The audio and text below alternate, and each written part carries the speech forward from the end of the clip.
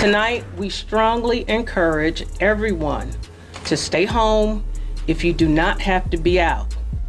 The Memphis police chief is asking everyone to stay home tonight after rapper Young Dolph is down at a South Memphis cookie shop. There will be extra police presence in many parts of the city that might have a connection to the popular rapper to make sure there is no more. As the trial over Young Dolph's tragic death opens today, shocking allegations surfaced that Yo Gotti may have had a hand in it. In the prosecution's opening statement, Dolph's bodyguard testified that the rapper had been locked in a long-standing feud with CMG, the same music label run by Yo Gotti. That's his chain, PRE. And what did PRE stand for? Paper Route Entertainment. Did he have any issues with other labels? Yes, ma'am. What label was that? CMG. And what does CMG stand for? I really don't know what it stands for. Okay, CMG. And the label you mentioned, CMG, that he had conflict with, that used to go and had conflict with. Of course, some of the artists on that label, if you're familiar. The only one that I knew of was Yo Gotti. Starting the case with that revelation instantly signaled to the jury that Dolph had plenty of rivals in the rap scene. Prosecutors unveiled confidential police records detailing the final moments of Dolph's life, even including what were believed to be his last words. But before diving into those shocking files, the trial rewound back to November 17, 2021. On that Tuesday afternoon, the Memphis star stopped by Makeda's homemade butter cookies, a bakery he always visited whenever he returned home. At just 36 years old, he was in town for his annual Thanksgiving charity event. Did Young Dolph have an event or something big going on during November 2021? Yes, ma'am. Every November, he would do a turkey drive for the community. And explain us what you mean by turkey drive. He would go to several communities and give out turkeys. And would he do this personally? Yes. Did he also have members of his label there as well? Yes, ma'am. In November of 2021, was he in Memphis doing this? He was in Memphis, but he didn't participate in the turkey drive. But what should have been a simple visit quickly turned tragic. As Dolph stood inside waiting for his order, a white two-door Mercedes rolled up outside. Within seconds, two masked men jumped out, heavily armed, and stormed toward the shop. Inside, only Dolph and his brother were present. Later in court, one of the suspect's girlfriends testified, confirming that the ambush was no coincidence. It was a planned hit. So what did he tell you? He said, something about a hit. A hit on who? On Dolph. So Cornelius Smith told you that he talked about a Dolph hit with Hernandez go down? Yes. Okay. So do you remember when Mr. Smith told you about that conversation? I can't remember the exact date. Was it in 2021? Was it hot or cold outside? Do you remember? It was hotter. Okay. Police documents reveal the chilling details. In broad daylight, surveillance cameras caught the gunmen dressed in hoodies and masks. One carried a rifle with an extended magazine, while the other held a handgun. At exactly 12:24 p.m., Memphis police responded to a call on Airways Boulevard. When they arrived, they found Dolph on the floor, struck multiple times. The attackers had fired through the bakery's glass windows, giving him no chance to react. Terrified employees ducked for cover as bullets tore through the walls. Dolph's brother managed to escape unharmed, but Dolph himself was hit 22 times. A frantic witness called 911, crying he was inside Makeda's. Someone just pulled up and took his life. Outside, shocked bystanders gathered, unable to process what had just unfolded, their hometown hero slain in his favorite local shop. The shooter sped off in the same white Mercedes, leaving shattered glass and bullet casings behind. Inside the courtroom, as these details were laid out, the jury grew visibly unsettled. Tensions rose even further when one of the suspect's girlfriends testified, naming Cornelius Smith as a boyfriend and revealing that he told her the hit was ordered by Big Juke, a man tied to Yo Gotti. Did he ever tell you about a dollar amount? He mentioned a dollar amount. Do you remember what that dollar amount was? It was between $1 million and 1.5. Okay. And so this discussion that y'all had, was it before Adolph Horton? Yeah. Okay. And so did Mr. Smith ever tell you any specifics about this hit on Dolph? No. She added that after the shooting, the suspects rushed to a nearby apartment complex. There, they swapped clothes and called her to come pick them up. Does that car look familiar? Yes. Is that your car? Yes.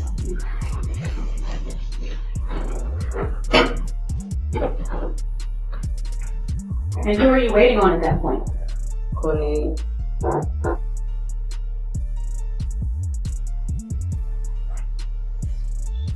And who's that walking out right there? It's Cornelius with a bag in his hand. Is Cornelius in the black? Yes. Okay. And at that point, is he walking towards your car? Yes. The investigation then turned explosive. Prosecutors revealed that the getaway car, the white Mercedes seen in surveillance footage, was discovered parked across the street from the home of Hernandez Goven, the alleged mastermind behind the hit and an associate of both Yo Gotti and Big Juke. They get back in the car, speed off, but not before Thornton's brother, Marcus Thornton, fires and Smith. So Smith and Johnson are in this stolen white Mercedes. But where do they go? They go to ditch the car. They ditch the car, and we'll hear from Sergeant Dabney that the car was left at 1174 Bradley Street, which they later found out is directly across the street from the defendant's home. Once a car was found, the trail heated up. Federal marshals, Memphis detectives, and Tennessee state troopers teamed up for a statewide manhunt. By early January 2022, authorities announced they had identified two main suspects. On January 5th, the U.S. Marshal Service publicly named 23-year-old Justin Johnson, a local rapper who performed under the name Straight Drop. A $15,000 reward was offered for information on his whereabouts. Despite boasting on social media that he'd surrender, Johnson instead went on the run. Days later, a tip led law enforcement to Indiana, where he was captured without incident during a coordinated stop on January 11th. Ms. Arnold, are you familiar with someone named Cornelius Smith? Yes. How are you familiar with him?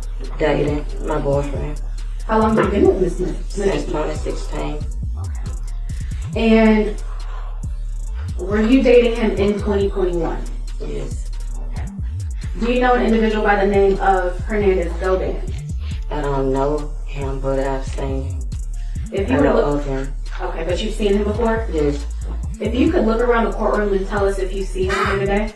Yes. Could you point him out and identify him for the record, please? A gray shirt with a gray tie. The second suspect, Cornelius Smith, was already in custody at the time, arrested weeks earlier on unrelated charges. Prosecutors quickly tied him to Dolph's murder, and investigators leaned on his girlfriend for information. Within just half an hour, she cooperated, confirming Smith's role in the crime. He dropped me off at work. Okay. And that was the last time you remember seeing him? Mm-hmm. Okay. And to your knowledge, was he arrested that day? Yes. He left me stranded at work. I didn't realize he had got locked up until the next day, because I was stranded at work. He was in my car. He had my phone, so I had no way of calling him or anything.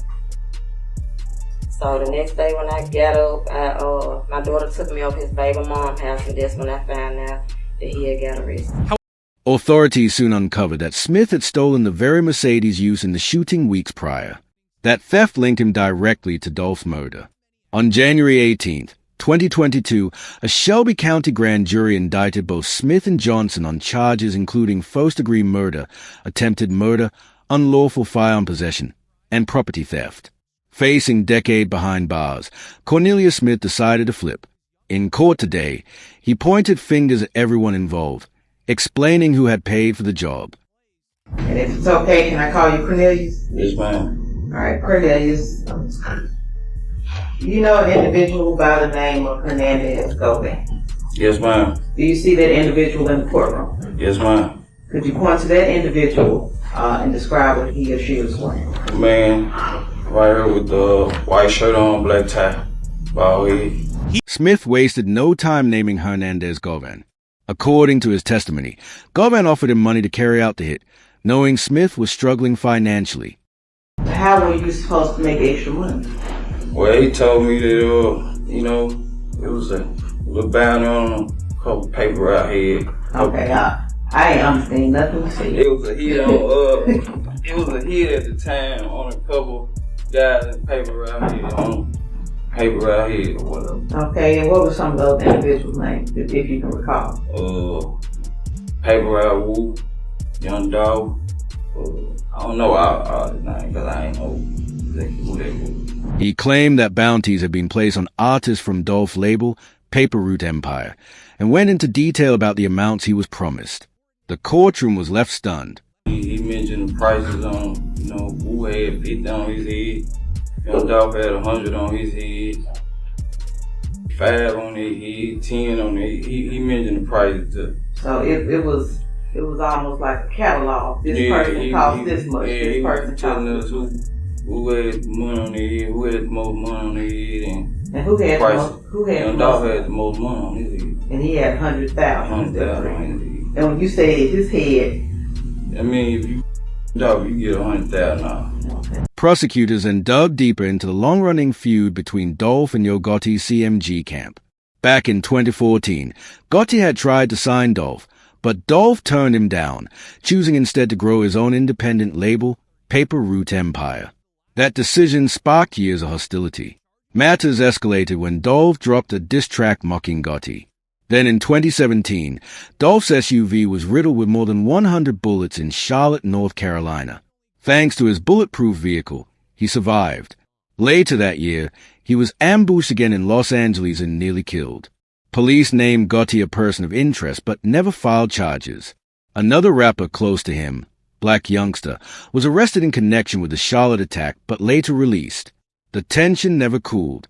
By 2021, prosecutors alleged that Gotti's brother, Anthony Big Juke Mims, put a $100,000 bounty on Dolph's head. Smaller bounties were also allegedly placed on other Paper Route Empire rappers. Hernandez Govan was accused of orchestrating the plot, tipping off Johnson and Smith about Dolph's location that November day.